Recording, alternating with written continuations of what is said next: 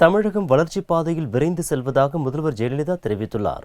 தமிழக சட்டசபை தேர்தல் பிரச்சாரத்தை அதிமுக பொதுச் செயலாளர் ஜெயலலிதா சென்னையில் கடந்த 9ஆம் தேதி துவங்கினார். அடுத்த கட்டமாக திங்களன்று விருத்தாசலத்தில் கடலூர், பெரம்பலூர், அரியலூர் மாவட்டங்களின் 13 தொகுதி வேட்பாளர்களை அறிமுகம் செய்து வைத்து பேசினார். இதற்காக சென்னையிலிருந்து தனி ஹெலிகாப்டர் மூலம் விருத்தாசலம் வந்தார். அங்கு அமைக்கப்பட்டுள்ள பிரம்மாண்ட மேடையில் விருத்தாசலம், திட்டக்குடி, நெய்வேலி, பன்ருட்டி, கடலூர், குறிஞ்சிப்பாடி, புவனகிரி, சிதம்பரம், காட்டுமன்னார் கோவில், பெரம்பலூர், குன்னம், அரியலூர், ஜெயங்கொண்டம் ஆகிய 13 தொகுதிகளில் போட்டியிடும் வேட்பாளர்களை அறிமுகப்படுத்தினார். கூட்டத்தில் பேசிய முதல்வர் ஜெயலலிதா தமிழகம் தற்போது வளர்ச்சி பாதையில் விரைந்து செல்வதாக குறிப்பிட்டார். மக்களுக்காகவே நான் என்று குறிப்பிட்ட ஜெயலலிதா, வருங்காலத்திலும் உங்களுக்கு என்ன தேவை என்பது எனக்கு தெரியும், உங்களுக்கு என்ன செய்ய வேண்டும் என்று இந்த தாய்க்கு தெரியும் என்றும் கூறினார். முந்தைய திமுக ஆட்சியில் 2000ஆம் ஆண்டு நவம்பர் மாதம் புயல் காரணமாக ஏற்பட்ட சேதங்கள் 2001ஆம் ஆண்டு மார்ச் மாதம்தான் முழுமையாக சீரமைக்கப்பட்டன.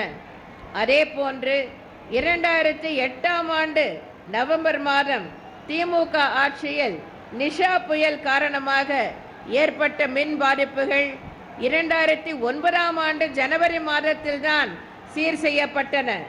ஆனால் இவற்றை விட மிக அதிக பாதிப்புகளை ஏற்படுத்திய தானே புயல் மின் பாதிப்புகள் எனது ஆட்சியில் 15 நாட்களிலேயே சீர் செய்யப்பட்டன.